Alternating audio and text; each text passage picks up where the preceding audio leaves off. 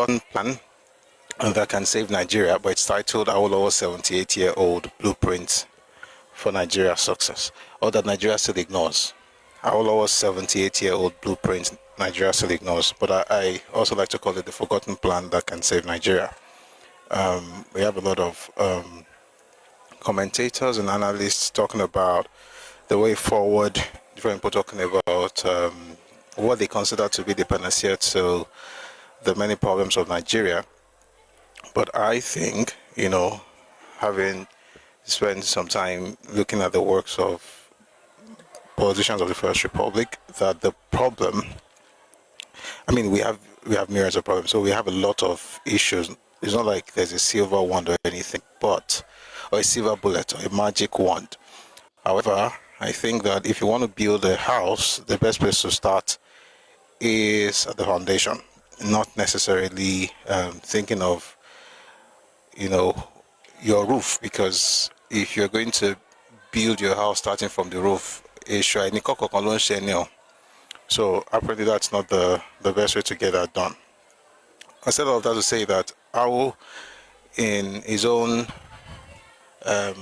reminiscences, actually came up with plans that could save Nigeria, and it's just so sad that he wasn't listened to. They didn't pay attention to him, and he made some of these things clear in his very first book, Path to Nigerian Freedom, that was published in 1947. But he kept repeating and also fine-tuning what he thought would be the best way to build Nigeria. The thing is, we've done everything else but those things he talked about. So I feel, why not bring it out again? And let's think about it. Let's discuss it, and hopefully we can get it in the we can get in the right places where these things can be implemented, or those who are there right now would also hear this and be able to factor it in to whatever it is they're doing going forward. So we're going to be discussing that today. But before we get started, please, if you're on YouTube, kindly like the live by double tapping on your screen. If you're on TikTok, please don't stop while the stuff plays. I want to make sure that we don't have any situation where we have to end the live because there's no engagement, which I know that you're not going to do. By the way, we're on 9K likes now, so that's quite good. Thank you very much for that. All right, I'm going to read the description. So this video has 3 parts. The first 2 are short, but the last one is pretty long. But I'll let you know whenever we're about to change. 1 second, please. Oh, sorry, it's 2 parts. Oh, whoa. 1 second, please.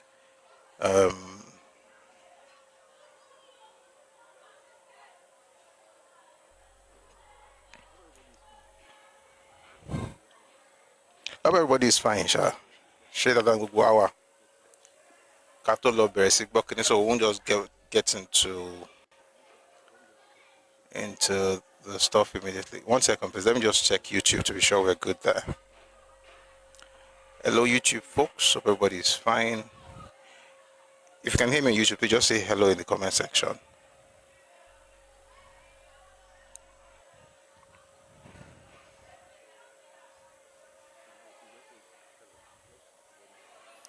If you can, please just say hello, just to let me know that, On Facebook as well, if you can hear me, please just say hi, so that way we know that we are being heard, and then we can get started with the streaming. All right, thank you very much. Kuli on TikTok. Good to see you. Otojometa. Welcome back. Someone on TikTok says, Observer, I'm having to buy a new rather expensive laptop unexpectedly, so I'm okay. Yeah. Don't worry. God the Fokoropo. Kuli says, I'm always here on the low. Oh, okay. You are singing on the low. On the low. But I'm glad to see you today. All right. I'm trying to find the other part before we start. I thought I opened it. For some reason I can't. Oh, okay, just two parts. Apparently, it's just two parts. One is 13.5 minutes, and then the other one is about 33 minutes. But I'm sure you're going to have a great time. Also, at the end of this session, we'll be able to come up, and if you want to say anything, whether you're on YouTube or Facebook, you can type it, and then we can read it out. If you're on TikTok, you get to come up and share your thoughts. But let's just listen to this. But let me first read the description, and then we'll listen to the audio itself. 78 years ago, Chief Obafemi Awolowo carved out a complete template for how a multi-ethnic country like Nigeria could actually work. It was a system born from deep understanding, not guesswork. Yet, instead of embracing it, lesser men buried it under layers of ego and selfish ambition. Awo was clear. If Nigeria wanted real political progress, it had to face its constitutional problems head-on. He famously wrote that Nigeria was not a nation, but a mere geographic expression. In his eyes, there were no Nigerians in the same sense as there are English, Welsh, or French. This was not cynicism, it was clarity. Awo saw the ethnic and linguistic realities of the land and believed that if we structured the country along those natural lines, growth and unity would follow. The question is, after nearly 8 decades of struggle, are we ready to listen to the man who saw the future before it happened? Or will we keep ignoring the blueprint that could finally build the Nigeria we dream about? That's the question. All right. So let's listen.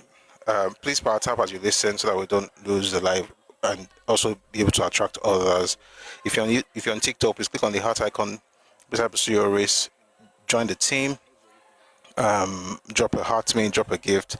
Let's do everything we can to make sure we get the live on the FYP so folks, scrolling through can find it. All right, here is Awolowo's 78-year-old blueprint Nigeria still ignores. Enjoy. But I think it's also okay to read something from Papa's first book at this juncture to make a particular point. The book is Path to Nigerian Freedom. Okay. Again, I always tell people, if you find any book by Papa, please buy. Okay. And some of them are available on Redomi Books, but please buy as many as possible because they help you understand things in a different way. So this was his first book, published in 1947. The book is called Path to Nigerian Freedom. I'll just read a part, some things from chapter 5. Again, this is 1947. This is 2025. This is 78 years ago. There are people who were not visionary, but all they did was to shut this down, and that's why we're where we are. Let me read to you what he said. If rapid political progress is to be made in Nigeria, it is high time we were realistic in tackling its constitutional problems. Nigeria is not a nation. It is a mere geographical expression. There are no Nigerians in the same sense as there are English, Welsh, or French. The word Nigerian is merely a distinctive appellation to distinguish those who live within the boundaries of Nigeria from those who do not. There are various national or ethnical groups in the country. 10 such main groups were recorded during the 1931 census as follows: Hausa, Igbo, Yoruba, Fulani, Kanuri, Ibibio, Munshi, Otiv, Edo, Nupe, and Ijo. According to Nigerian Handbook 11th edition, there are also a great number of other small tribes, too numerous to enumerate separately, whose combined total population amounts to 4,683,044. It is a mistake to designate them tribes. Each of them is a nation by itself with many tribes and clans. There is as much difference between them as there is between Germans, English, Russians, and Turks, for instance. The fact that they have a common overlord, which was the British, the fact that they have a common overlord does not destroy this fundamental difference. I'll take that again. The fact that they have a common overlord does not destroy this fundamental difference. The languages differ. The readiest means of communication between them now is English. Their cultural backgrounds and social outlooks differ widely, and their indigenous political institutions have little in common. Their present stages of development vary. Politically, the best organized groups are the Hausas, including the Fulanis, who form the ruling class in the north, and the Yorubas. They had a highly developed system of government long before the white man came. The political institutions of the others, however, were primitive and are still amorphous. And they're still amorphous in 2025 for the most part. Then it says here, the constitution of the Yorubas is as analogous to what is known as constitutional monarchy. The dictatorial power which some Yoruba chiefs are wielding today are the making of the British government, who at the beginning misconceived the true nature of Yoruba monarchy. If you were not here when we had this conversation, Yoruba monarchy system had lots of checks and balances, and what you saw since the British got into Nigeria and to Yoruba land until even now, since in some cases, but not like that, not like it used to be. What you see really is what happened when the traditional checks and balances were removed and the British just gave them so much authority. That's what Papa was referring to here. Let's continue. The Fulani conquerors were autocrats, pure and simple. They were just consolidating their conquest over the Hausas and a small portion of Yoruba land when the British came in the scramble to strengthen their hands. The Igbos, on the other hand, are essentially individualistic. The unit of government is the family, and the biggest autonomous aggregation for all purposes of government is the clan, with all the heads of families combining to form the governing body. The Igbos or Ibibios cannot tolerate anyone assuming the authority of a chieftain among them. For this reason, the experiment of the Warren chiefs in the eastern region failed. There are also vital differences in the potential abilities of the various national groups. In embracing Western culture, the Yorubas take the lead and have benefited immensely as a result. The Efiks, the Ijaws, the Ibibios, and the Igbos come next. The four last named are particularly keen and ambitious and are doing all they can to overtake the Yorubas. The Hausa and Fulanis, on the other hand, are extremely conservative and take very reluctantly to Western civilization. Their eyes are turned to the east, from whence light and inspiration had come to them in ages past. It's talking about the Middle East.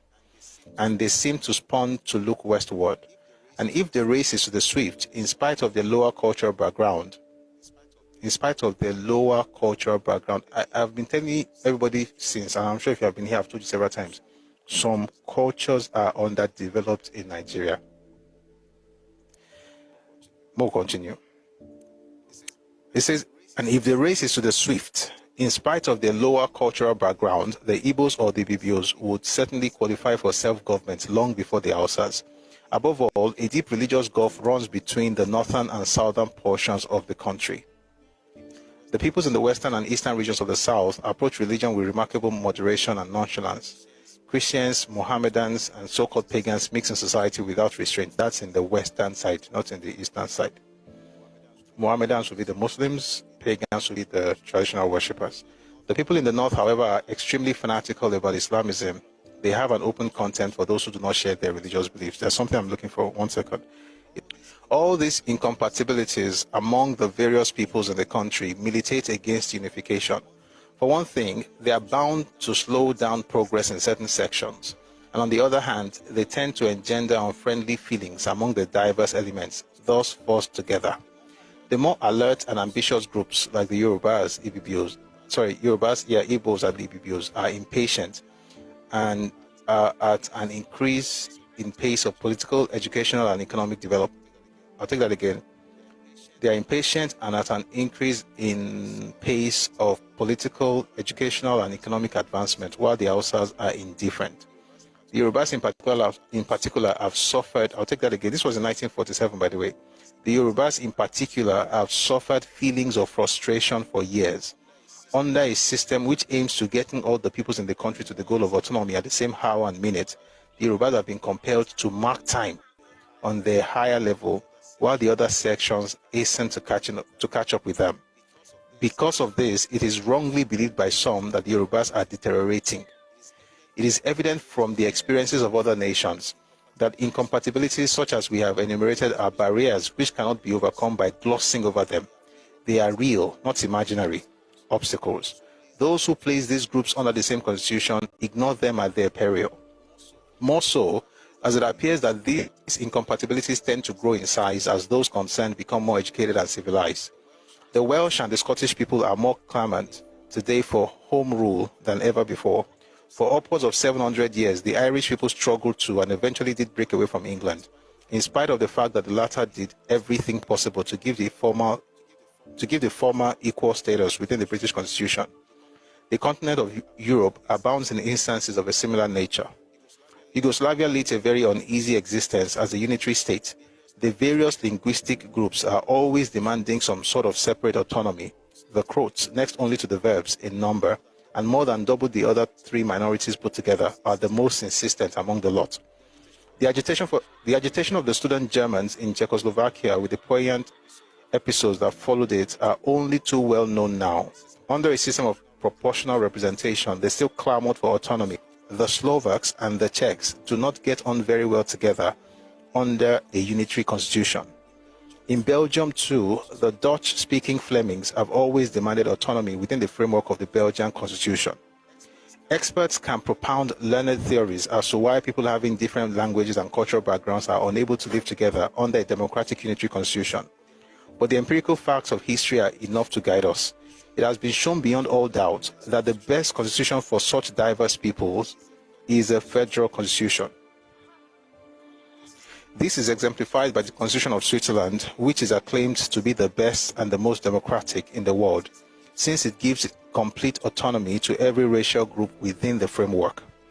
The amended Constitution of the USSR, wherein each republic becomes autonomous, is also an instance in point. With regard to the effect of religious difference on political unity, India is an outstanding example. Our experience is well worth bearing in mind in tackling the constitutional problems of Nigeria. Lord Wavell's constitutional proposals are just a wee bit short of complete self-government, but to the astonishment of India's friends and admirers, she is unable to get what she has for years. I'll take that again. But to the astonishment of India's friends and admirers, she is unable to get what she has for years been painfully working for because of religious fanaticism. It is now known.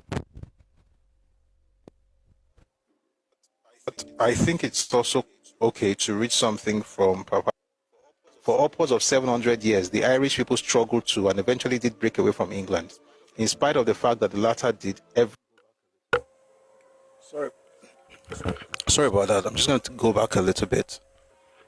Europe abounds in instances of a similar nature. Yugoslavia leads a very uneasy existence as a unitary state. The various linguistic groups are always demanding some sort of separate autonomy. The Croats, next only to the verbs in number, and more than double the other three minorities put together.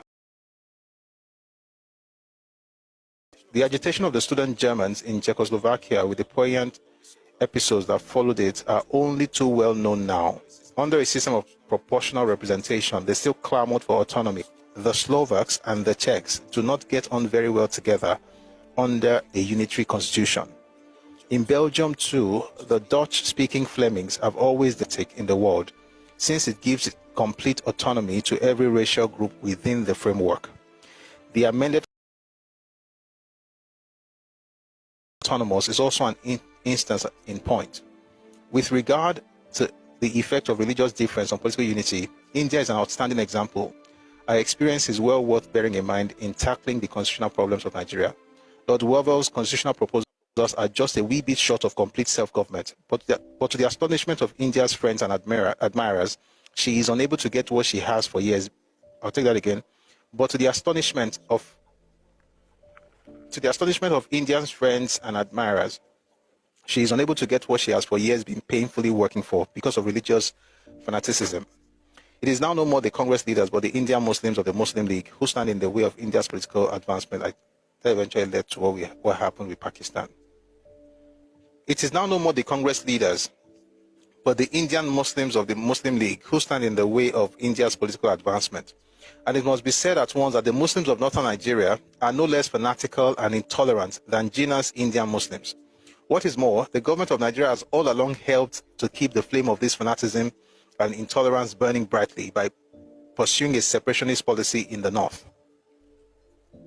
There was a time when the government forbade Christian missionaries would hurt the religious susceptibilities of the Muslim north, and it is argued that this might react unfavorably on conduct of political affairs. What is saying basically is that there was a time when the British did not allow missionaries to go up north because they were trying not to go against the sensibilities of northern leaders. Because again, and that's why I keep telling folks, always shouting, Christians did this to me. I'm like, you don't really understand what was even happening. If Christianity would affect colonialism from the mindset of the colonialists, they will not allow Christianity to get into those spaces. So if you introduce Christianity, it will affect the balance that the British had with the Fulani. Therefore, they kept it there. They don't allow missionaries to go up north, which is what Baba is saying. Someone is asking what part of the book, Path to Nigerian Freedom.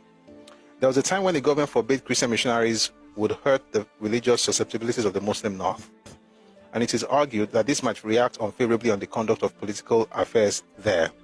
In the eyes of northerners, those who live in southern Nigeria, unless they are Muslims, are styled kafiris or pagans, no matter if they are Christians, and because they are kafirs, they are looked upon with contempt and revulsion. So I'm going to jump a few paragraphs.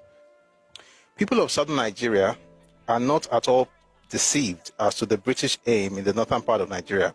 It would appear that the British rulers say this to themselves, quote, "We have made a mistake in the south by giving them too much freedom. As a result, they are growing out of control," unquote. We will see to it that no such mistake is repeated in the north. To make assurance doubly sure, the government is doing everything possible to make it difficult for the enlightened northerner to be contaminated by those in the south. In 1943, a headmaster in a government school in Kaba province wanted to spend part of his holidays visiting important towns in the south. He was obliged, though willingly on his part, to do so under the close supervision of officials. Essentially, they don't want people to mix, right? Because the Southerners were becoming too ambitious. But that's not even what I want to get to. So please stay with me. It says, we will cite other instances, some of them in fact unprintable, but enough has been said to show that there is a big rift between North and South, which the government itself is sedulously widening. If the present tendency is maintained, when the Hausas come to their own, they will surely demand a Pakistan like Jinnah's Muslim. Those were the Muslims in India at the time, and they wanted their own separate nation when they came to their own. We're about to go to part 2. Please, if you're on TikTok, all right. So we're about to go to part 2. If you're on TikTok, please power tap. If you're on YouTube, please like the live. If you're on Facebook as well, please like and share. Thank you very much, everyone. So this is part 2. Our 78-year-old blueprint Nigeria still ignores. Take a listen. The important point to note is that the federal constitution is the only thing suitable for Nigeria. And Lord, the sake of smooth and speedy progress, steps must be taken now to develop the various ethnical groups in the country along this line. We must not wait until the situation becomes unduly complicated by long initial friction and irritation. Already, there are enough signals to put us wise. Strictly speaking, the political structure of any particular national group is primarily their own domestic concern. The others may criticize it in the same way as French and Russians may criticize the British Constitution, but they have no right to try to interfere effectively in the shaping of such a constitution. But this is exactly what is happening in Nigeria now. The Igbos, for example, unused to having chieftains, cannot understand why the Obas in Yoruba land or the emirs in the north should be entitled to the positions they occupy. On the other hand, the autocracy of the emirs caught the Yorubas thinking it is their business actively to work to bring about a drastic change in these constitutions. This is certainly not the correct attitude.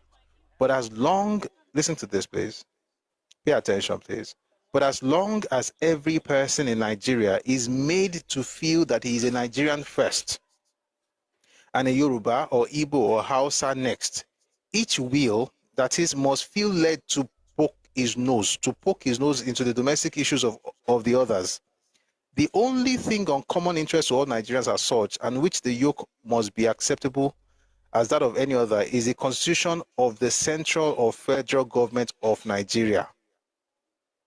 The constitution of each national group is the sole concern of the members of that group. If the idea of federal constitution of Nigeria is accepted, if it is sincerely desired by the British government to create a system within the diverse elements may progress at flying speeds amicably and smoothly towards a more close in integrated economic, social, and political unity without sacrificing the principles and ideas different in the divergent ways of life, then the present administration boundaries within the country must be federal. So let me quickly say something with all the torrents I've read so far. The real issue is this. When we talk about federal system in Nigeria, looking at it through Awolowo's lens, Papa was not looking for state creation based on geography alone, which is what we have in Nigeria today. He's looking at state creation based on ethnicity and linguistics, which will effectively give you Nigeria as a country of many nations, like you have in Switzerland, like you have in Belgium, like you have in the UK. The idea basically is that the states are actually the ethnic groups. And I've said it before, and I'm working on something, on weekend, I'm working on something. It's going to take me maybe about a month, but it's going to be ready very soon. The point I'm trying to make is that some of these things have to be put out there, in ways that people would understand. So we're looking at plays, we're looking at movies. I'm just putting this now. If you want to be part of it, or you know anybody that can help sponsor it or whatever, or companies or organizations, please reach out. I'll let you know. But the point I'm trying to make is that this information has to be out there. If we have a situation where each state, not Oyo State, Ogun State, Akwa Ibom, I'm saying each state being Yoruba State, Hausa State, Tiv State, and so on and so forth, they will determine what happens in their own state. Papa is saying that their constitution will be primarily their domestic concern. But as long as people have to think that they are Nigerian first, then folks who don't belong in that space will feel the need to poke their noses in things that have nothing to do with them. Which is why you hear people say things like one Nigeria. What does it really mean? Is there anything like, let me ask you a question. Does anybody here think the UK is united? Just to get some feedback.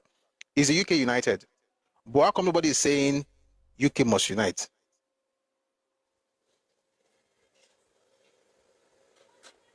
If you are saying it's not united, how come nobody is saying it must unite? Because the concept of unity, as far as the political entity is, it has that. But in terms of the structure of it, it's not about unity. And I'm going to have a session on this thing. People say things, and a lot of Pan-Africans say these things, like it was the British that broke, it was the Oyinbo that broke us up and everything. What the British did, they did two things at the same, sorry, not just British, the Europeans generally. And it was at the Berlin Conference. What they did was two incredible things at the same time. They divided and united. That's how we're in problem. They divided groups. Now, number one, like Africa was never one. All these were all one before the whites came. It's just nonsense. Pan-Africanists say things, and you wonder if they thought about it before they said it. Sometimes some people sound like they sound like motivational speakers. They just give you one lamba, and then you'll be bothering yourself with what it really means. But in truth, we were never one space. We had just one Africa, and then the white man destroyed everything. Is a lie. We're all different groups. So at the Berlin Conference that held 1884 to 1885, what really happened was that some interesting people sat down, brought out knives, and just cut whatever they cut. So this is what happened. When we said they divided Africa, we're not saying they divided one Africa into many groups. We are saying there were groups in Africa that were one, that were divided based on the partitioning that happened in Berlin.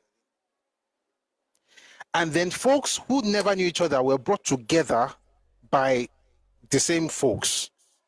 So Yoruba people, for instance, were cut into 3 nations. But now they are in 6. Okay, they were in 4, but they were essentially cut into 3. as where they are like sizable. They were in Ghana as well, but not as sizable as that before 1884. So you have some cut into Nigeria, some cut into Benin Republic, and then some cut into Togo. The ones in Ghana were not as big, but they were there. Then much later, we now got Sierra Leone and Gambia. Those also happened because of slave trade. But then the point I'm trying to make is that what they did was to cut one group into bits. And they now take one of the group that they cut into bits and now join them, or join that group or that subgroup, so to speak, with another subgroup from another group. So for instance, the unity that we are looking for in Nigeria is a ridiculous kind of unity. You are not the same. You were put together by the British. Should you be fighting each other? No. Should you be forcing each other to be together? No. So what should happen is that we are together, it's fine. But can we at least have something that recognizes the differences that we have, instead of spending the last 70 years spending my life? Now, I went to watch a play today. I mean, young people staging the play, fantastic stuff. They are young, so they are, thinking about unity. I was like, tell me about that, but they're going to start feeling like they lied to them. Something like they lied to them. When I want to preach unity, sincerely, I'm going somewhere with this. The kind of unity that Nigeria preaches is the unity that can only exist among ethnic nationalities. For instance, when the issue in Niger Republic happened a few years ago, you saw how the Hausas in Nigeria spoke up. Because the boundary between Nigeria and Niger on their own side is like you're just walking across. It's the same thing that happened between among Yoruba people between Nigeria and Benin Republic. Let me give you an example. I'll go back to the north very soon. In Yoruba land, we have many subgroups. There's the Jesha, the Jebu, the Awori, Okun, Egba, Oyo, Ife, Ekiti, and so on and so forth. But there's another group that a lot of people don't usually talk about, is the Ketu. Just as the Jebu people have a capital, and the capital is called the Jebu-Ode, and the Ijesha people have a capital, it's called the Ilesha. The Ketu people also have a capital, but that capital is in Benin Republic today. But guess what? Towns under Ketu are in Nigeria. E.g., Imeko. That's the home of the Celestial Church of Christ. The capital of that Yoruba subgroup is in Benin Republic today, but towns under that subgroup are in Nigeria, and they are still under Ketu. There's Ketu Ile in Benin Republic. The point is that what the British... So if you talk to me about brotherhood or Yoruba unity, that's what I'm thinking about. Or unity generally, that's the first thing I'm thinking about. Unity within the ethnic nationalities. When the coup d'etat issue happened in Niger Republic, and Nigeria was talking about a war, ECOWAS wanted to go there and things like that, the Hausas started speaking up. Why? Because those are their brothers. Believe it or not, the Hausas see those people as brothers than me. The Hausas in Kano see those people in Niger as their brothers. What they say? I'm not their enemy, but I'm not their family. I'm not their family member. And guess what? It is okay. It is a sense of, what do you call it now, naivety, to have a problem with that and say, after all, we're in the same nation, and so what? That ethnic identity is centuries older than the concept of Nigeria, if not millennia older than the concept of Nigeria.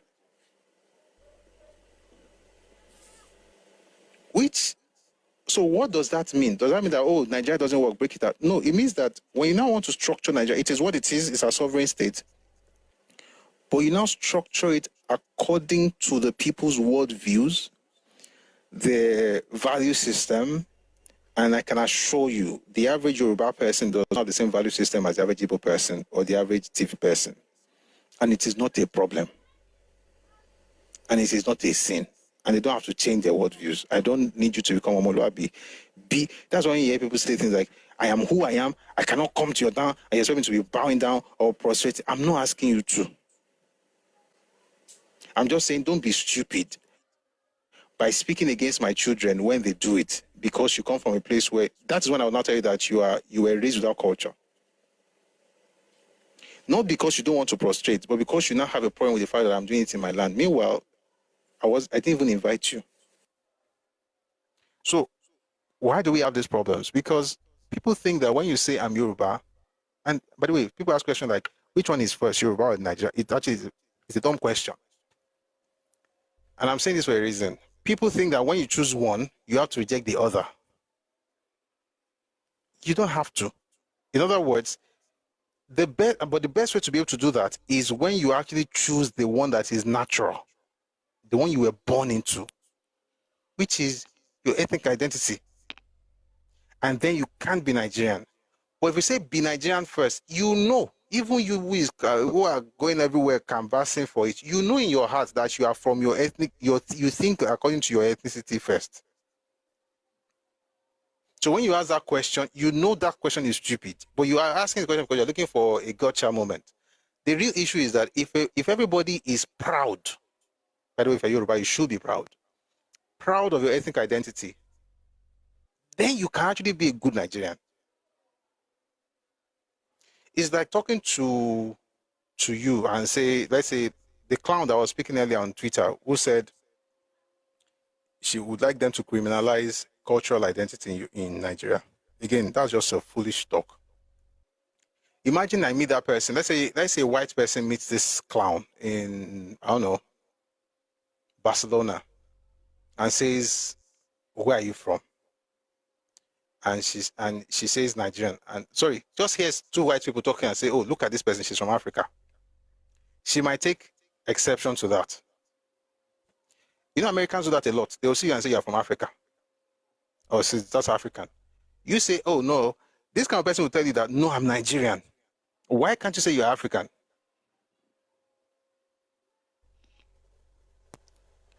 At the end of the day, whatever makes you ashamed of your cultural or ethnic identity is your problem with your family members. It has nothing to do with me.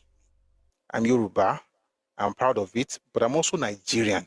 In other words, it doesn't mean that once and this is a mistake that some Yoruba people also make. Once you elevate Yoruba, then you must do away with Nigeria. It's like saying once you elevate Nigeria, you must say, I cannot be West African, or I cannot be African. By the way, all these things I just mentioned right now were created by the whites. So when you say, I cannot be Nigerian because it was the white people that gave it to us, well, how about Africa? It's not really about the white thing for me. It's about the fact that what comes naturally, what you were socialized into, is your ethnic identity, and you should not be ashamed of it. You should not be ashamed and trying to be, explain yourself. You are who you are. I am Yoruba. I am Nigerian. It's like an Irishman saying, I am Irish from Belfast. I'm Irish, I'm British. It doesn't mean that they don't like unity or they're against unity. But this whole thing, we're forcing ourselves. I want to be Nigerian. Before you know it, and this is the problem of most Yoruba, that's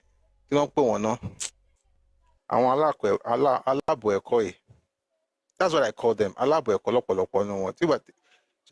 It's better to be ignorant than to be half-educated. Because when you're half-educated, you assume you know what you're doing. You don't know jack. We are half-educated, and you're able to write. You can speak English, so you assume you know what you're saying. Everywhere in the world, and by the way, when you say tribalism, okay, this Africa, this is all now let us grow. I said something to someone yesterday. I said the thing that will bring unity in Nigeria is actually the acknowledgement of our differences. If you want unity in Nigeria, you must acknowledge that we are not the same. That's how you have unity. But if you're just shouting, we are one, you will spend. Do you know how long they've been shouting we are one? This book was written in 1947. This is 2025. We don't have the time. You have done every other thing but the wise thing to do. So why not just do the wise thing to along? And I'm saying do it, not necessarily because I'm saying government should do something. If you notice also, I don't do this thing of let's talk to the government to do something, because Government will do what government will do, but there's a mindset that will make us get the government to do what the government has to do. That mindset is the one we must have first. For instance, the street name that you're seeing, it's not that you went out and be shouting, they must change the street name, they must change the street name. That's not what happened. There was a consciousness amongst that started amongst us as a people, and the result is the street name that you saw getting changed, or that got changed. The street name you saw, that they changed. More things will happen. The more you grow in your consciousness, the more results you will see. It will be like the things that people are shouting about. They are the effects of what you are looking for. The real cause that you have to create is the one that happens in your mind. What you have to be proud of Yoruba people. When, for instance, you hear people, have you noticed people say things like, "You are from Abeokuta, stop talking about Lagos." A Yoruba person cannot identify with you. When you say you are from Abeokuta, stop talking about Lagos, it doesn't know what you are saying. A lot of people don't even know that in some cases, there are people in government in Lagos who are Lagosians, but whose cousins are in Ogun State.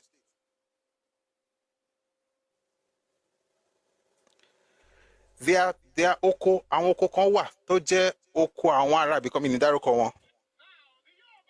Ìlú yẹn wà ní Ogun State. Oko wọn wà ní Lagos State. And this is apart from the fact that we think regionally, thanks to Papa and what himself and his team did in the first republic, especially.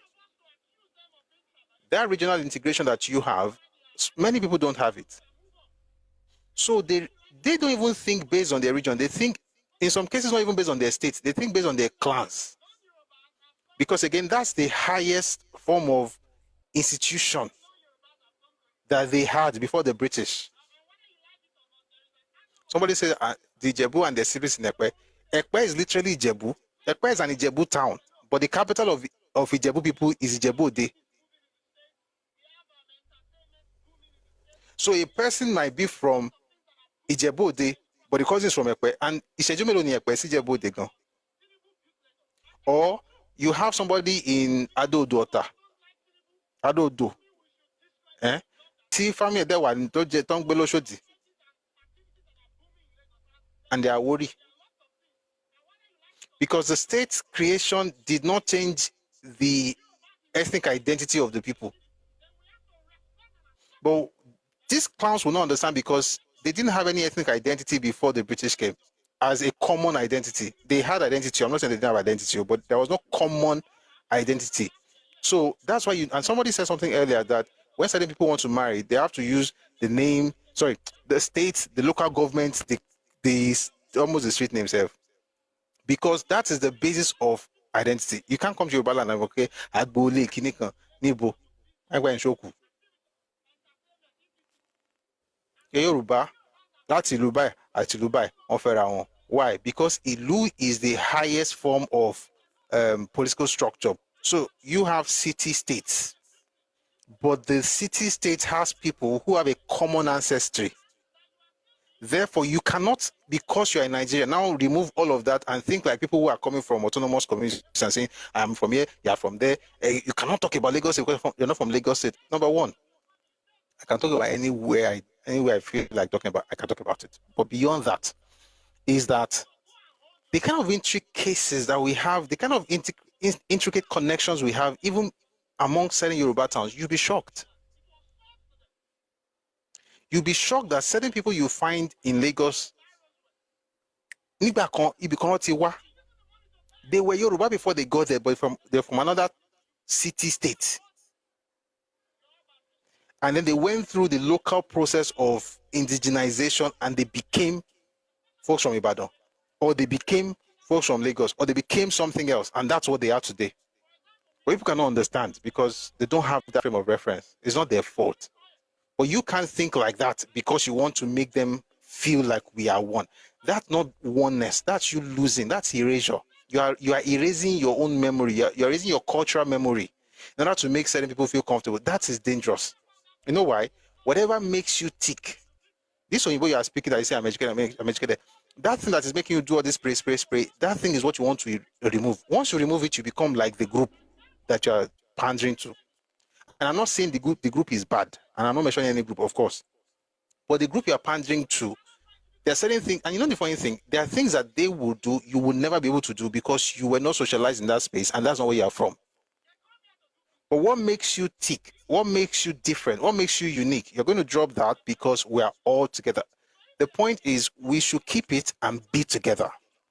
Anybody that tells you to throw it away in order to be together is a person who has nothing to hold on to, and that's not my fault. That's his family's problem.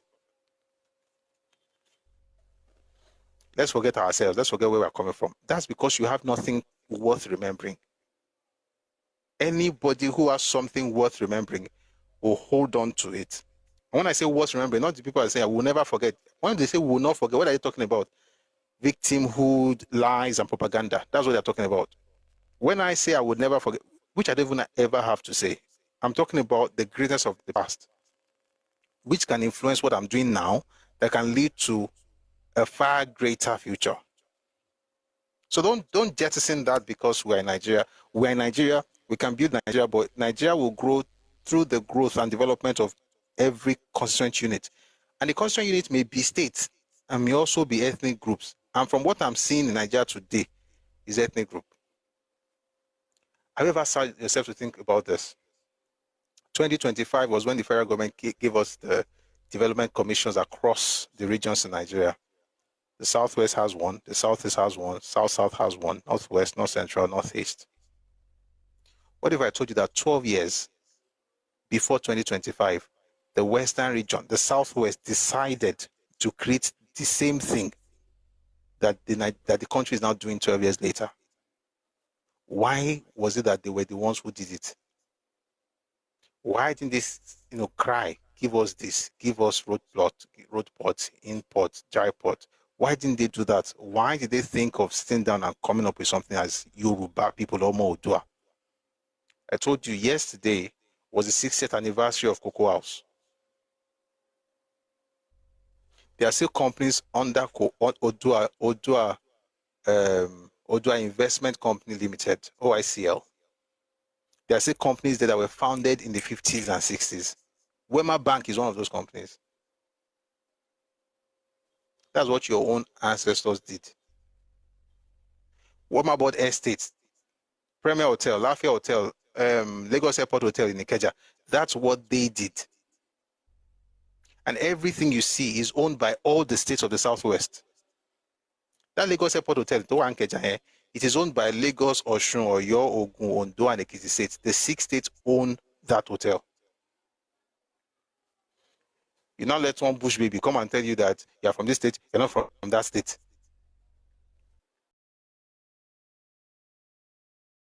We have a problem with security.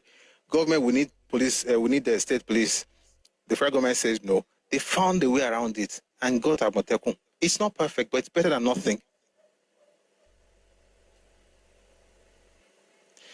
I'm saying that whatever we want to do has to be built on what our forebears have done. Not trying to jettison everything because you're trying to pander to something that's even less than what you have. It's a shame. You know, Western region had embassies or high commission. In London is the one Nigeria is using right now. What about that one in Ili Alalaji to one in Saudi Arabia? It's actually Western region that owned it too. Nigeria owns it now. That's the kind of forward-thinking, mindset that your elders have. There are still some farmsteads that I drove to one place the other day when I visited. There's a big swath of land, that Awolowo, earmarked for farm. I mean, it's still a farm settlement today. I was like, how did I'm not talking about 1, 10, 20, 100 acres. What kind of law? Then they built farm settlements. This was in the 50s. Why do I say this? Because I don't know who is listening. You just might get into politics. Who are you going to model your stuff after? Excuse me. Maybe it will awaken something in you and you want to copy somebody that's actually worth it. And even if you are not going to politics, at least have this mindset. When you are doing your business, when you are doing whatever you're doing, you are thinking, you have the, I mean, not to brag or anything, but there's nothing that cannot work where you're from. Whether it's farming or entertainment or tourism or, I mean,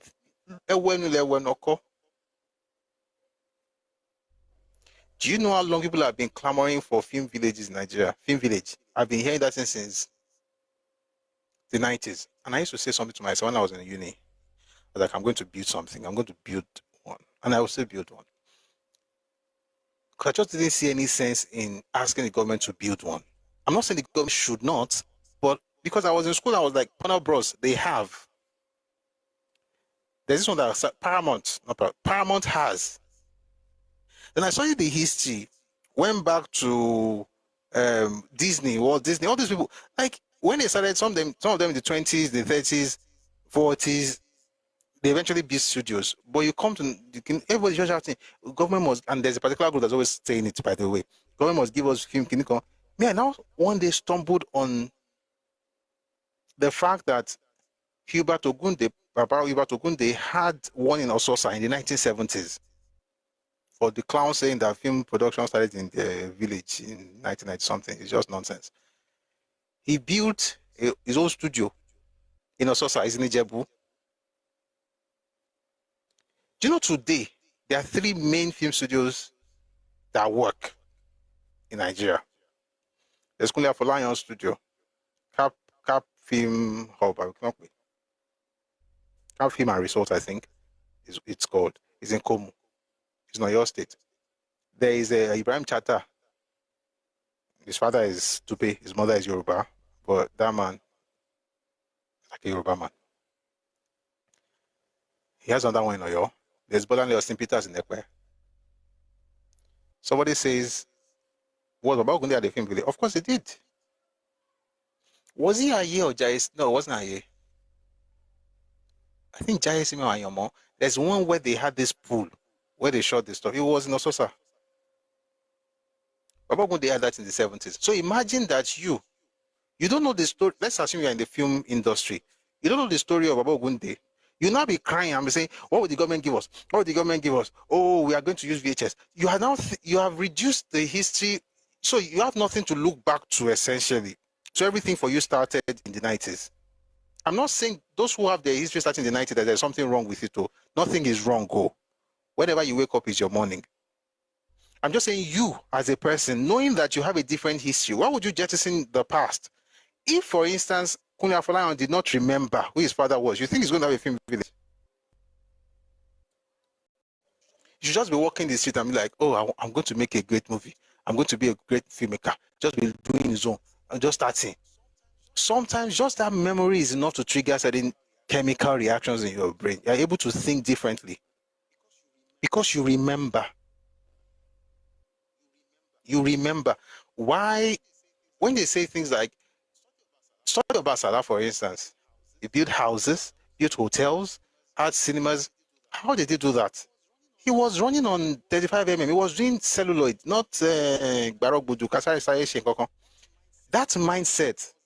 I was listening to an interview last week. We were just talking. I watched an interview last week. It was of Mama Awero, Olanrewaju Azan. You know, they've been around for a long time. You know, Awada Keri, Ogabelo, Jideko Soko, Aluwe, and so on and so forth. And she said something that was quite striking. She said she preferred stage to film. I was like, yes. If you don't work in that space, you won't get it. But no, you will get it. You may not get it the way I said it, but I will explain. I said yes. You know why?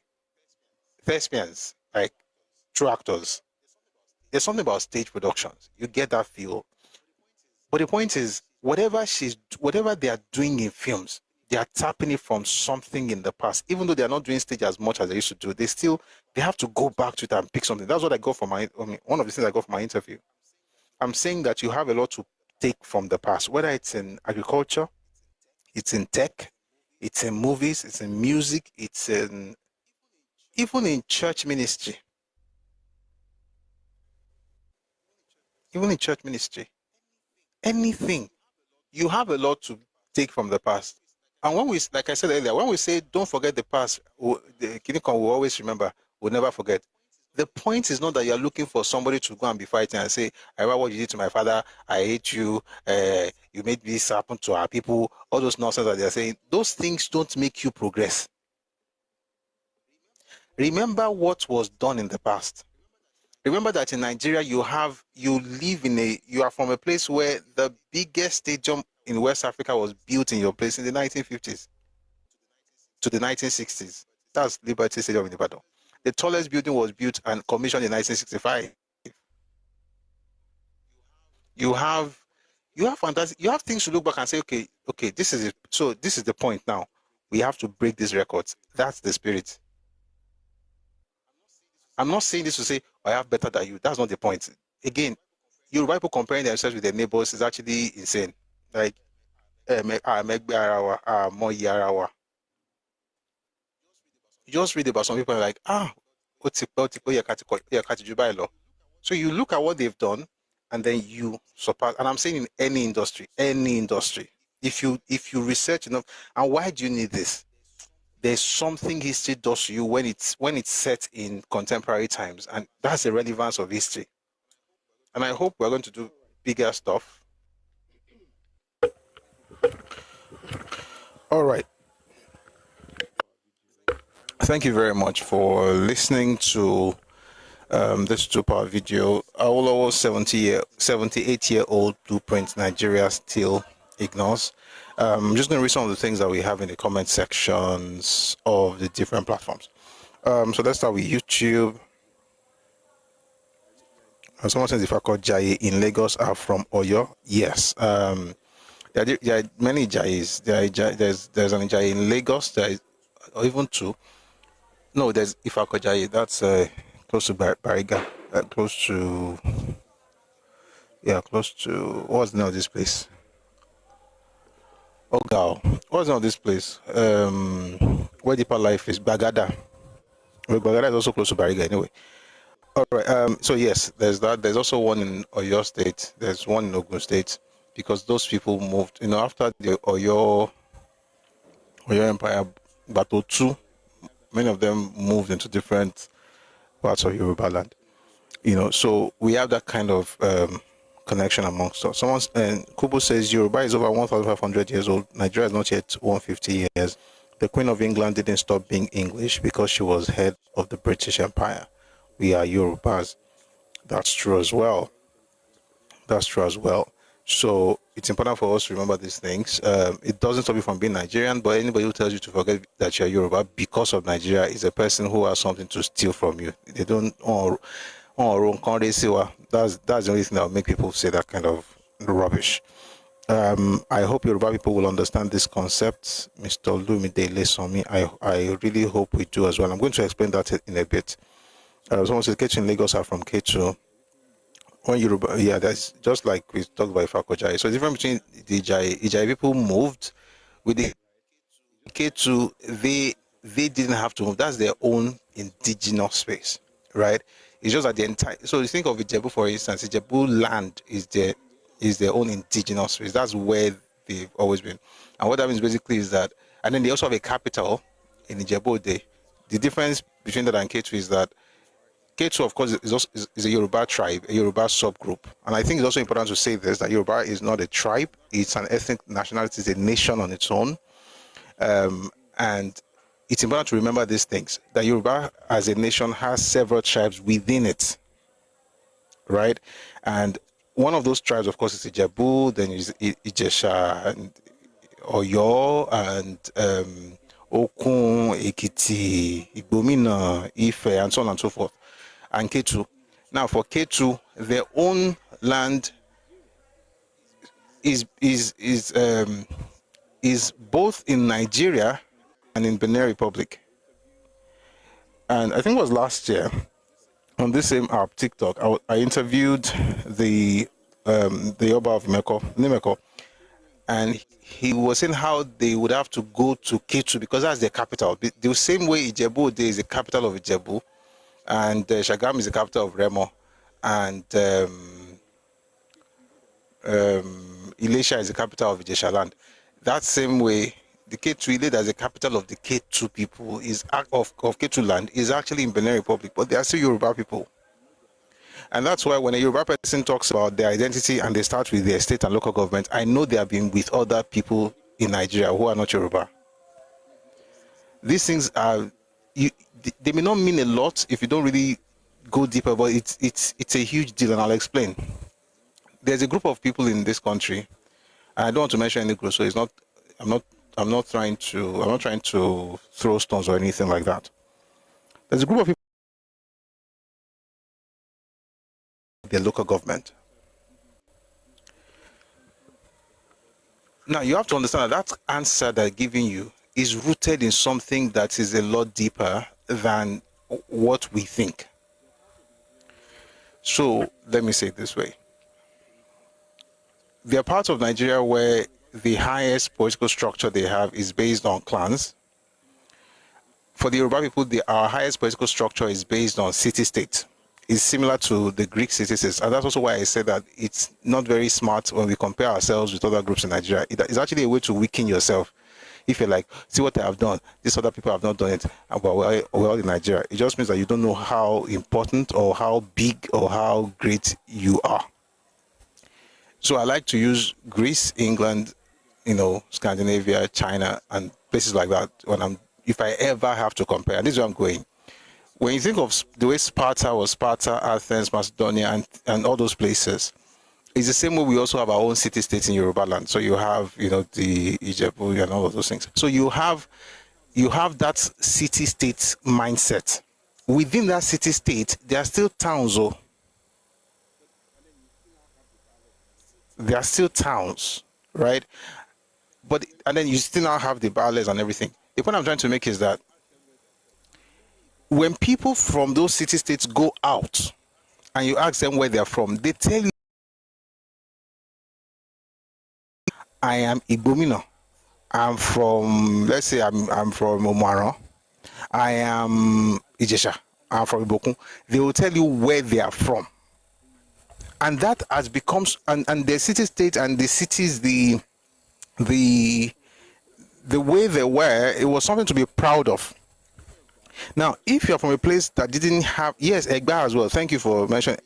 Are you Egba? I didn't mention Egba earlier. Egba also has something like that. They have, since you have mentioned them, I'd as well explain that, Egba is, they also have different kings, right? 4 of them. Yewa also has, and so on and so forth. Now, that was already ingrained in them before Nigeria. Now, there are people that by the time Nigeria came along, just like Papa said in his book, their highest form is clan. So Nigeria was the one who built on that mindset of clan and autonomy to give local government. So when they want to talk, they talk based on that. I'm going somewhere here. I'm not trying to insult anybody. That's why I'm not mentioning any group. Now, when those people find themselves, let's say, in Lagos or in Ogun State or anywhere in Yoruba land, it's difficult for them to see you as a person. You're Yoruba, but you're not from that local government that you're talking about. You don't belong to that local government, so to speak, but you are speaking on what's happening there, because even though that place is not your local government, it is part of your homeland. Let me give an example here. The Awori are a people, just like the Egba and the Ijebu. They are a subgroup of Yoruba people. When the Awori person in Ado-Odota is talking about Oshodi in Lagos, if you don't understand the way Yoruba works, you might be like, but you're not from Lagos State. That person is more connected to Lagos than you would ever be. Because regardless of what state you call them, state of origin that we're using right now, the mindset of that subgroup,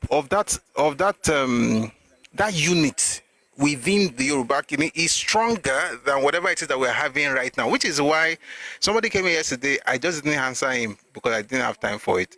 Like, how come people who are not from Lagos are always talking about Yoruba politics? It's because they have an idea of politics beyond what you maybe would ever have.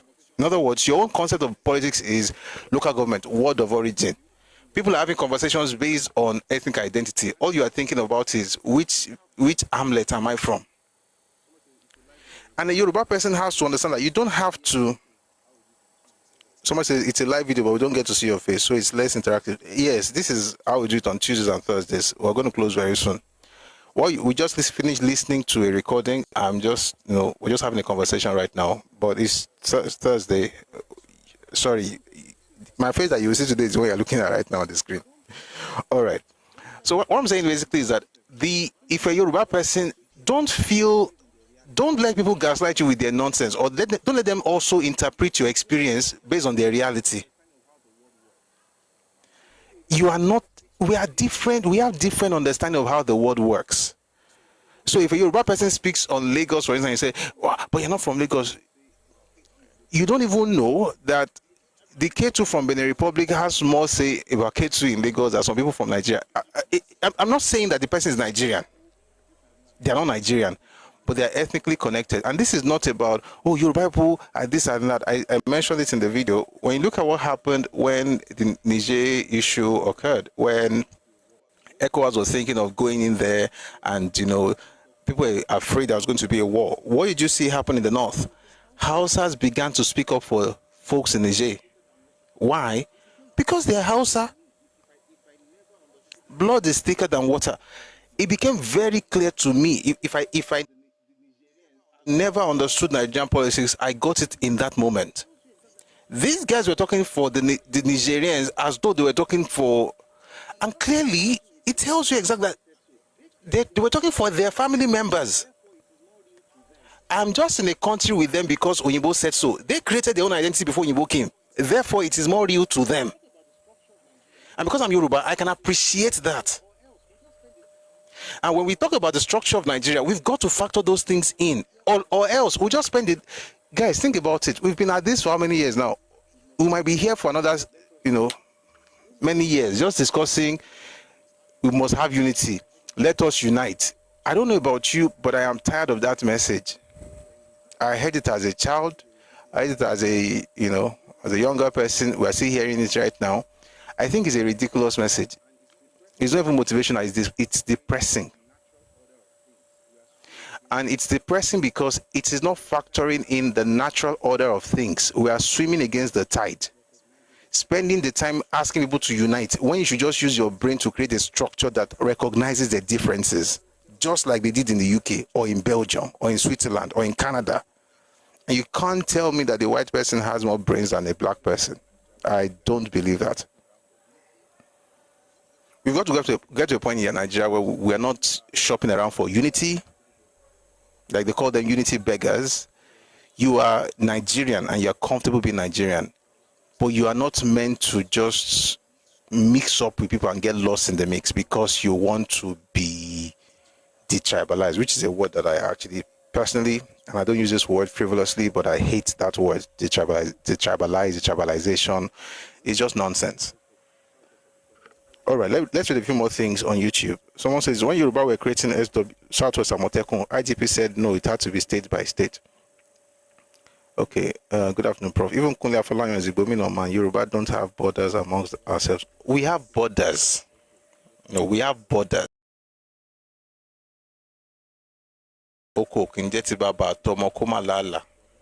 We have borders. But two things. Our understanding of borders is different from the Nigerian understanding of borders. In other words, our understanding of boundaries is different from the Nigerian idea of boundaries. There was a king that I had a conversation with a while back. He's in Ogun State. Very big kingdom. Before Nigeria, and even up until now, their palace, of course, in Ogun State. The kingdom is Ogun State. They have houses and families in Ogun State. But Ilelowa Ogun State, Oko is in Lagos State. Now, I worry lawon. I can't just get into that place and say there's no border. So I'm just trying to also make sure that we balance it, so I don't go to the extreme.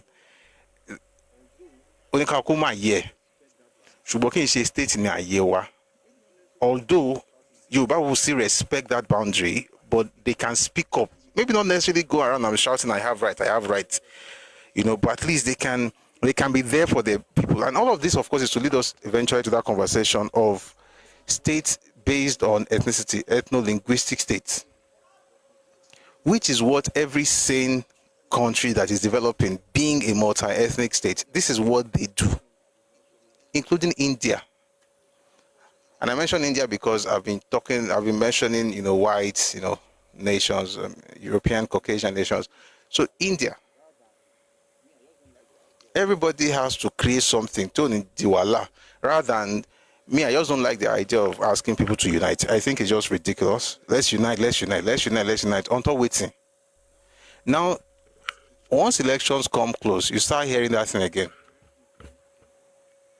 The people who have spent the last 4 years insulting Yoruba people very soon will begin to change their mouth again, because they don't even understand that they're just playing.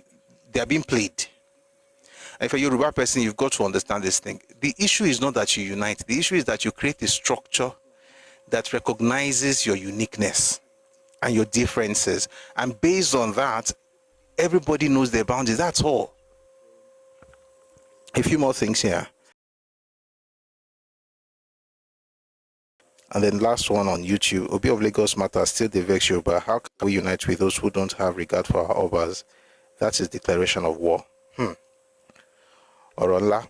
All right, let's come on TikTok.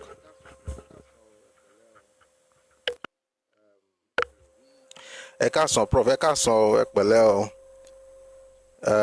Where were we? Ifakojaya, Gege, and so on and so forth. Yoruba is unique compared to other ethnic groups in Nigeria. All right, one clown said, yet Yoruba is holding Mazi Nnamdi Kanu and begging for unity. Is Kanu inside prison in Ibadan, Abi in Oshogbo, Abi in Ikeja? Nigeria is holding him, and they'll hold him for a while. Of course, until the court maybe deems it fit to let him go, if they think he should be let alone, which I don't know. I don't want to speak on, since I'm not a judge. I don't even want to talk about that. But the truth of the matter is this. Yoruba has nothing to do with Kanu's incarceration. But again, you wouldn't know anything like that because you hate the idea of responsibility. That's your own problem. All right, I think we have enough. Anybody, if you'd like to contribute, please send your request. We'll bring people up and spend the next few minutes just having a tete-a-tete before we end the session. Again, remember it's Thursday, so we don't stay all the way. And then, of course, I'm also able to just sit down in a different location without having to put powder and makeup. That's a joke, by the way. Anyway, so on Friday, we'll be here at 1 p.m. Ife time, West African time. I'll be discussing how ethnicity influences Nigerian politics. We're reading the book, The Educated Elite in the Nigerian Society. So that book is by E.B. Ayodele. So that's what we're going to be discussing tomorrow. But there'll be other books to help support what we're trying to get into. I think we're going to use some books by Achebe tomorrow. The Trouble with Nigeria, and there was a country. And I think yesterday we talked about the book by Dele Ogun, The Fatherless People. We talked about some things from there, and we also listened to Harold Smith discussing how Azikiwe became the Governor General, right? Some of those things, we're going to go a bit deeper into them tomorrow. And let me say this, there are some pages I'm going to read tomorrow that are explosive, so you don't want to miss tomorrow's session. It's 1 p.m. Ife time, West African time. And also, if maybe you should come late because I won't play music, and I won't play music for so long anymore, so the music is not going to last for too long because we're trying to make sure that we're closing early. Someone on YouTube says, hi, I would like to contribute, but I only have 30 minutes before going to work. Thank you. Mimi Joseph is on YouTube. How do you contribute? Okay, let's do it this way. If you're on TikTok, if you're on YouTube and you like to contribute, please call in Telegram, right? Call me on Telegram, Busui Oris. Okay, I would have said call Radio Miriam, but call Busui Oris on Telegram. You can call now. I think we should be able to make that work. If you call on Telegram. We'll patch you in so everybody will hear you. So folks on TikTok will hear your call. Folks on YouTube also hear your call. So Mimi Joseph, if you'd like to be part of the conversation, just go on YouTube, search for BUSUYIORIS, Busui Oris. Send a message first, please, so that it will alert me. You send a message that you're about to call you, and then you make the call, we patch you in, and then we'll be able to hear you. I hope you got that. But you're going to have to make that very quick because it's almost 3 p.m. All right. Anyone on TikTok, you want to say something, you want to ask a question, we can always spend some minutes to talk about that before we leave. Mimi Joseph, your name even seems familiar. Did you used to be on? I don't have Telegraph. No, it's Telegram. You're on Facebook. I don't know if that's going to work. I don't know if that's going to work. But you know what? Let's. Nah. Oh, I don't want to get into all this, man. Okay, let's try it. Try it. If it works, it works. But again, send a message before you do. No, try Facebook. Let's see if it works. I mean, you only have to try. If it doesn't work, at least we've tried, and then we know that that doesn't work. Then we can find another means, if not today, another time. But let's try. So Mimi on YouTube, search for Busui Oris on Facebook. You see the same AVI, the same picture, and then click on that and see. Let's see. Just send a message and then call. Hopefully, that would work. All right. Okay, any other person? So again, tomorrow we'll be here. Tomorrow is Friday. Thank God it's Friday. So that'll be 1 p.m. your time, West African time, on Friday. All right, let me answer. Okay, there's a comment on YouTube and another one on TikTok. Let's take YouTube first because it's Mimi.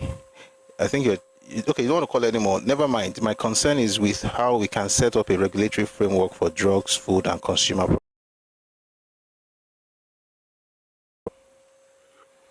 Working with the federal government agency. There's a. Let me see if I can quickly find it for us.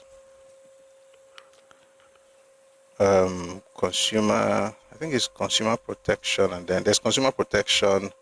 There's there's NAFDAC in Nigeria. I think they work, they don't just sit down in Abuja, they have offices all across the country. So, yeah. And by the way, that's actually that's a regulatory, that would be a regulatory agency. I don't think it's something that individuals can set up. Only government can do things like that. So, Nigeria has FCPC, Federal Competition and Consumer Protection Commission. There's Standard Organization of Nigeria, SON. There's National Agency for Food and Drug Administration and Control, NAFDAC. Those three, I think. 1 second, please. Let me check something.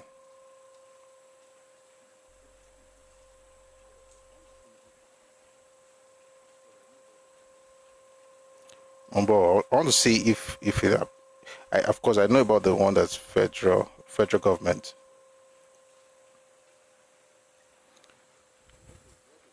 But it's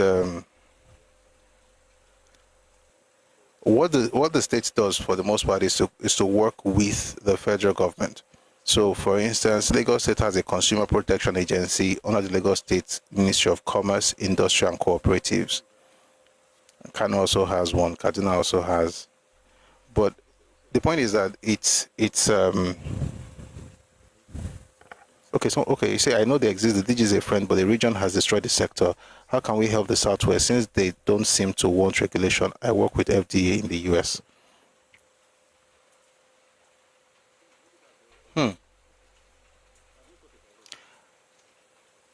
I think maybe that's where SWDC would come in. I've not thought about what you're saying. I've not thought about it before. So maybe we'll chat about it. That could help. But I mean, off the top of my head, what I can say is perhaps one could write maybe a proposal and get across to the Southwest Development Commission. So at the regional level, we can have that replicated, So I think that's where you're coming from. So I think the best body to do that would be the Southwest Development Commission. And your idea is very important. So, but it has to be institutional and it has to be governmental. It can't be private. But one could work with the already existing organizations or already existing agencies, whether it's of the states in the Southwest or the Development Commission that just set up. And I'm sure they're not going to mind if they have, people like you, advising on the best way to regulate things, at least in the Southwest. And there's nothing wrong with, Southwest having another layer of regulation like that to ensure that we're not eating nonsense, because some people are just creating fake products. Everything is fake. By the way, if you drink a lot, please be careful. Oh.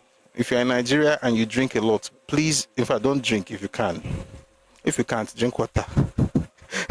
But the point is, many of the drinks, especially I don't want to mention brands, even the ones you have in clubs, many of them are being, I don't know if the word is pirated or faked.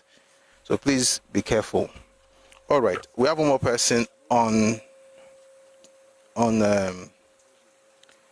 TikTok. Says, I am always amused by your Yoruba bot appellation. We are all Yoruba Ronu, one way or the other. I'm actually amused by what you just typed right now. It's very amusing. I'm not laughing. What you should have written is, we are all Yoruba. You can't say we are all Yoruba Ronu. That doesn't even make sense. If you are Yoruba, to even call yourself Yoruba Ronu means that you're already creating a delineation. You're already delineating yourself from certain people, because we don't need Ronu to be Yoruba. When people use words like I'm amused by what you're saying, I hope you know that it's actually quite insulting. And if you're going to use words like that, then the next thing you want to write has to be something that I can learn from. And sincerely, I can't learn anything from what you just wrote. The point is, they are Yoruba bots. And the idea basically is a set of Yoruba people who pander to others and feel they have to apologize for who they are. They have always existed amongst us. They are still here, and I really hope that the gentleman or woman or lady who typed that, I hope you're not one of them.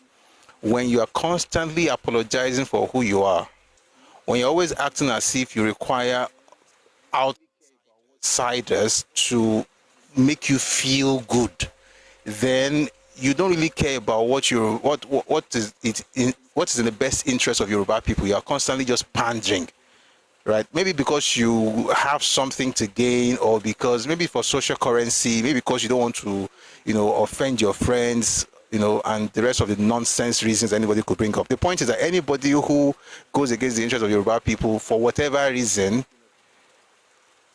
has already told you. By the way, the word Yoruba bot is not something that I'm bringing up myself.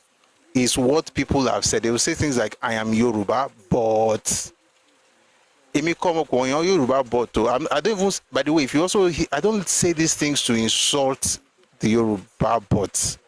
I say that only to explain certain things. They will say, I am Yoruba, but so they'll say something like, oh, you are talking about, let's say you're talking about, something. You're talking about, okay, like this Owambe thing now. And you're like, oh, appropriation and things. You hear something like, I'm Yoruba, but I don't see anything wrong in what the Igbo girl did. That's where the old Yoruba bot thinking, I'm Yoruba, but I don't think I have to support any politician that Yoruba people are talking about, because so that's where that is. It's not like, I'm not using that word to insult. So when you say things like I'm used, it actually sounds very funny. I don't know why you said that. But again, I also know that sometimes meanings can be lost in translation when you are texting. So that's why we have to be, more explicit so that the other person can get the message. Oh, you say, I think you read my intentions wrongly. Maybe. I may have.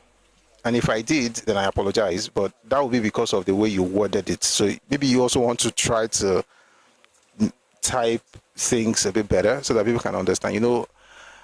I'm a human being. I I don't know what's in your mind. I don't know your intentions. I only read what you typed. So please help me too. Let's all help ourselves with our communication. Thank you. So, but sincerely, the word Yoruba bot is not something that I use to insult. It's just something, it's a descriptive term. And when you say we are all Yoruba Ronu, I don't, words evolve, right? So Yoruba Ronu, of course, was from a song by Chief Hubert Ogunde. But what it means right now is a political term for conservatism, although we also have, even among the Ronu, you have some Ronu, that we call Ronu Lobo Misha, those ones are, then you have the Ronu, Kolosha Mashowa. But I hope we're on the same page, and if we are not, please feel free to explain better so that I will be saying exactly what you mean, right? And I won't misinterpret you. Thank you. Someone says the folks against Yoruba use Yoruba Ronu in derision. Yes. Thank you, Dr. Badru. You get that. Someone says you owe nobody explanation, brother. Do your thing. Thank you. But I also want to be sure that the person, sometimes you might type something. I know this because meanings get lost in translation with text. So I was just giving the person the benefit of doubt, just in case. Ibiyemi Kaige on YouTube says, a couple of weeks ago, you talked about the opportunities in the tourism sector in Oyo State. I passed it on to an organization of about 2,000 Yoruba citizens. The Oyo State tourism link did not work. Sad. Are you shocked? I clicked on that link, it worked though. I clicked on the link before I sent it. It worked though. Maybe it stopped working, Sha. I don't know. And the link itself was just a form. It wasn't like a website or anything, just a form. So I got it from Twitter, right? On the X platform, they already put the video there. That link is for a form that people interested people, could fill. But it worked when I clicked on it. I hope, maybe check again, or you can check the website or the X handle for more information. But if it doesn't work, Oyo State has to do better now. For Peace says you sound too ethnocentric. Let me give you a response, Mbo.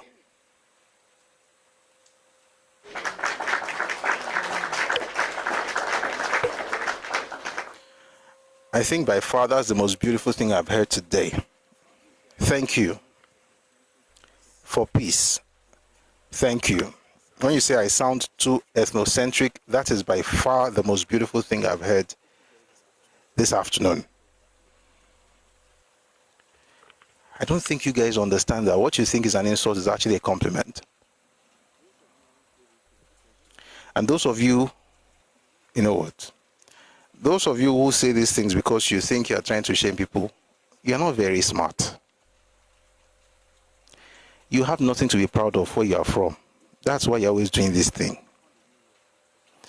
It was tribalism, you are tribalistic, you are bigoted. Now you found a new word, you are ethnocentric.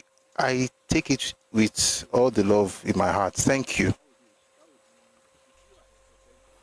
Don't be ethnocentric, because to be honest, that would be if you are ethnocentric, to be honest, it's if you were to be ethnocentric, that means you'll be forever backward though, considering where you're from. But me, yeah, thank you very much for that compliment. I like it. Imagine talking to a Scottish person, saying to a Scotsman, you are ethnocentric, and you think that's an insult. You know that you're the one who is dumb. Nigerians are very funny people sometimes, especially these other ones are always begging for unity all over the place. I'm telling you, we are one, we are one, we are one. We are in one Nigeria, I love it, but make no mistakes. I am Yoruba, and I'm proud of my heritage. If you have a problem with that, that is entirely up to you, what you should do. But I'm very sure there's a transformer close by. Please don't hug it until you've confirmed you can't change. God bless you. All right, any other stuff before we close for today? It is difficult for the folks to understand unity in diversity. I think maybe we have to write a letter to NTA, because when I was growing up, especially when we were in university, there was a rebranding that was done in NTA at the time. They were always shouting unity in diversity. Maybe they should be explaining that thing. National Orientation Agency, they need to explain to people what it means to have unity in diversity. Because there's a group of people who somehow assumes that when you say unity, it means there must be no diversity. Right? And what they call ethnocentrism is not even as terrible. It's not even terrible, by the way. This is beautiful. What they have is clannish mindset that is crazy. It's not ethnocentric. Guess what? They're not even capable of being ethnocentric. They're clannish. Why on earth would a person tell you that if you want to get it? See, this thing, I'm going to say it for a very long time. I don't care if I say it a number of times. Please, if you've heard me before, please please just take it like you have not heard it. How on earth would you go to a state and they want to give you a job and they're asking you that you must be able to speak the dialect of that place and you must live in that ward and you must be from that ward? For the first time in Nigeria, we heard a word of origin. It's in Enugu. Word, not state of origin. Word of origin. Is a person from that place that tells you that you are ethnocentric. He can't even be ethnocentric. He can't think of his ethnicity. He has to think of not even his local government. He has to think of his clan. Your inability to be ethnocentric has nothing to do with me. It's all on you and your forebears. And may God help you as you sort that out. All right. Any other stuff that we have to quickly read before we go? I think we're good with all the comments today. Tomorrow we're going to have a full session, and the gentleman who asked that my face be seen so that it can be interactive, you shall see my face, I promise you. But that'll be tomorrow. All right, 1 p.m. Ife time, West African time, we'll be discussing how ethnicity influences Nigerian politics. 1 p.m. Ife time, West African time, I will be reading. A primary source for tomorrow would be The Educated Elite in the Nigerian Society by E.B. Ayondele. And like I said earlier, we'll also be considering other books like The Trouble with Nigeria by Chinua Achebe, which contains nothing but tribalistic thoughts and unnecessary victim mindset. But I am not surprised. It is what it is. But again, it's important to read these books, not because let's read it. Let me not say anything.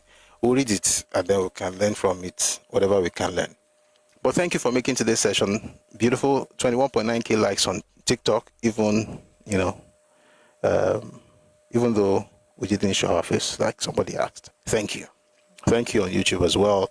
Thank you for liking the live. Please let me announce that we have the channel up, Pusui Oris. Some people are watching on YouTube right now. Please subscribe. If you're on YouTube, subscribe. TikTok, Facebook, please subscribe to Pusui Oris. Do that because this thing helps to push the content. Also helps to know that together and we are developing our land even better. For those who want to speak and who couldn't, please, you can send a message on Telegram or like the lady on TikTok. You can also send on Facebook as well. So Busui Oris on all platforms. I will reach out to you. Or you can reach out to me. I'm going to respond when you do. Thank you very much for the gifts. I saw some earlier. Thank you. God bless you. If you'd like to support the live and the work we're doing, please reach out to me on Telegram or Facebook or any other platforms where you find Busui Oris, and then we'll tell you how you can be a blessing. All right. Thank you very much for today. We're going to play the anthems like we always do, the Nigerian anthem and also the Yoruba anthem. By the way, some things happened yesterday and today. We'll talk about all of those things tomorrow when we gather. All right. But for folks on YouTube, we're going to have to let you go because every time we play the anthems, YouTube was always doing copyright wala. But Facebook and TikTok, please hang around. Let's have the Nigerian anthem first and then the Yoruba anthem. But our folks on YouTube, thank you very much for being here. Do have a lovely, lovely day. I'll see you tomorrow. Again, it's 1 p.m. Ife time, West African time. And I'm thinking we may have to start doing adverts. So in case you have anything like that in mind, I'm still trying to work out the details, but if you have anything like that in mind, please reach out to me. Um, we are beginning to have some form of traction. So at this point, we're beginning to think of such possibilities. All right. Thank you very much for being here. So YouTube, have a lovely afternoon. I'll see you tomorrow at 1 p.m. God bless you. Adafun Èdè Agboorin Nigeria. Anthem Nigeria. What's anthem in Yoruba? Orin náà ni now.